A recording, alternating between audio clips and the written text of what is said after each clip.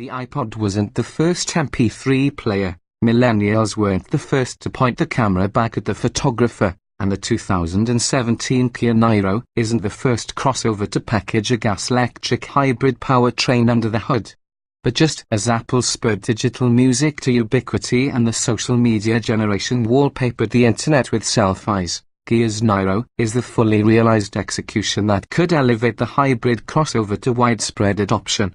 12 years after Ford added electric assist to its Escape and 5 years after the automaker killed it offering, the small, hybridized utility vehicle finally lives up to its potential with the Niro. Rated at up to 50 miles per gallon in the EPA's combined measure, the Niro makes the lofty fuel economy promises many buyers expect from hybrids.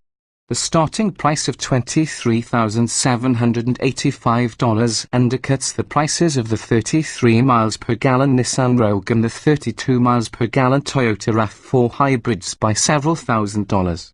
It even slips under that of the Green King, the Toyota Prius, by $575. And if driving a Prius makes the same fashion statement as donning a sweater vest over a turtleneck, the Niro wears like a pair of jeans and a Patagonia pullover, understated and trendy with a subtle air of eco-credibility. We drove both the base Niro Faye and the Top Dog Touring to better understand why the different trims carry different EPA fuel economy ratings. One vehicle, 3 fuel economy ratings. The Niro wears one of 3 different EPA labels depending on the trim level. The Faye model for fuel efficient is the most frugal at 50 miles per gallon combined, while the Niro Touring registers 43 miles per gallon. The mid-range LX and X trims both carry a 49 miles per gallon combined rating. These differences are primarily the product of regulatory minutiae in the fuel economy labeling game. While most cars have one fuel economy label per powertrain that lumps various trim levels into a single test that reflects the equipment level of the most popular variant, Kia passes the Niro into 3 separate certifications in order to get a bigger number for the lighter, lower-spec trims. Like we said, regulatory minutiae. Our real-world findings suggest there is a distinction to be found in the fuel economy between the Faye and Touring models, although it's significantly smaller than the 7 miles per gallon difference on the EPA labels. In our use, the Niro Faye averaged 37 miles per gallon, while the Touring model returned 35 miles per gallon. Those figures climbed to 42 miles per gallon for the Faye and 39 miles per gallon for the Touring on our 75 miles per hour, 200-mile highway loop. If 37 miles per gallon seems like a far cry from the advertised 50 miles per gallon, know that it's still a remarkable figure for a crossover. You won't find a more practical vehicle that returns better fuel economy, unless you're willing to drive an electric car.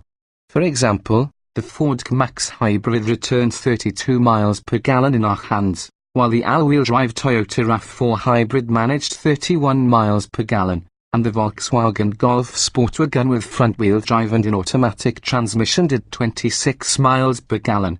Whether the $30,545 Touring is worth a 2 to 3 mpg fuel economy hit is a matter of personal priorities. The Faye has just enough luxuries to be considered well-equipped, with satellite radio, dual-zone automatic climate control, and a 7.0-inch touchscreen with Android Auto and Apple CarPlay compatibility. We spotted only one overt sign of cheapness, and it's hidden in the cargo area. In the Faye, Kia withholds the cargo cover and instead provides a flimsy, ill-fitting panel where the carpeted floor mat would be in the Touring. Of course, the Touring also adds other features such as heated and ventilated front seats, leather upholstery, push-button starting, and a sunroof. But both cars boast comfortable cockpits with stylish materials, intuitive controls, and impressive quality. The anti-Prius, Kia's hybrid powertrain is a relatively simple thing with a single electric motor generator attached to the input shaft of the 6-speed dual-clutch automatic gearbox. There's also a clutch between the 1.6-litre inline-4 engine and the 43-horsepower motor, which in theory permits electric-only driving. But in our experience the Niro made only momentary overtures at electric-only propulsion, primarily using its 43 horsepower motor to assist the 1.6-litre 4-cylinder. One key advantage of this system is that it behaves similarly to a conventional gasoline-only vehicle, with a predictable correlation between vehicle speed and the engine's efforts. You won't find the labored moaning characteristic of Toyota's complex two-motor, planetary gear hybrid synergy drive here. In our multiple encounters with various Niro test vehicles, though, we have repeatedly noticed some low speed surges and pulses coming from the powertrain, presumably as the powertrain controller struggles to seamlessly blend engine and motor torque. These quiet hiccups are never abrupt nor harsh, and some drivers may not register them at all, as they're no more intrusive than an automatic transmission shifting through its gears. Still, they're perceptible enough to warrant further development work on Kia's end, and shoppers should look for this behavior on a test drive to determine if it will irk them over the long run. Otherwise, the Niro largely drives as you'd expect a hybrid to drive, trading responsiveness for efficiency.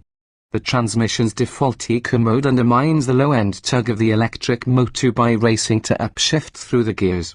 It's possible to drive around this behavior by pushing deeper into the accelerator or by sliding the gear selector into sport mode, but we'd prefer the standard mode were better matched to stop-and-go driving conditions. The meager total power, just 139 horsepower, leaves the hybrid flat-footed when you stand on the accelerator.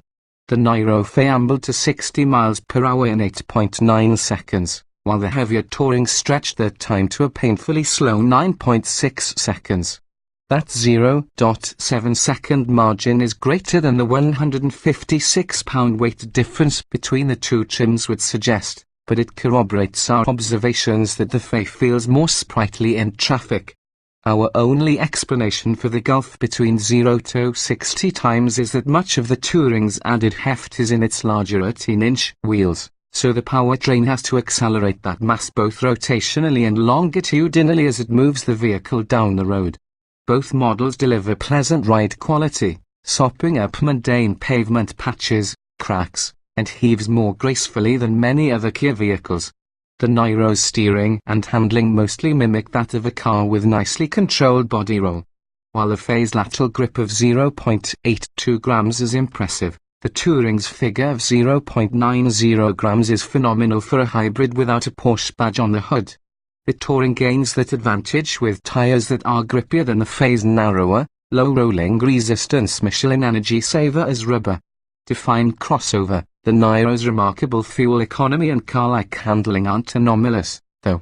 They're made possible by the fact that Kia takes full advantage of the ambiguity in the word crossover. The Niro qualifies as a crossover only in the most superficial interpretation, a two-box wagon shape with a ribbon of black plastic ringing the body's bottom edge and on upper trims a pair of roof rack rails. All-wheel drive is not available, and ground clearance is comparable to that of most cars. If it's a high vantage point you seek, know that the Niro's seat height is located in the grey area between cars and crossovers. At 23.1 inches, the Niro's point falls between that of the typical car around 19 to 20 inches and conventional crossovers in the 27 to 28 inch range. To our butts, the Niro feels just high enough to make entering and exiting the vehicle easy but not so high as to feel clumsy and stilted in corners. Those coming out of something taller, like a Honda CR-V with a 5.0-inch greater seat height or a Toyota RAV4 4.0 inches higher, might think otherwise. The Niro also measures roughly 10 inches shorter than those small crossover standard bearers, a critical factor in the Niro Fa's featherweight 3,108-pound mass, and thus its big fuel economy numbers. Despite the truncated body, there's still livable rear head and legroom for adults in the back. You will sacrifice cargo space, though. 6 carry-on sized suitcases fit behind the rear seat, while a Honda CR-V will carry 10. The Kia Niro is the rare gas-electric vehicle to offer an emotional justification to the rational reasons for buying a hybrid.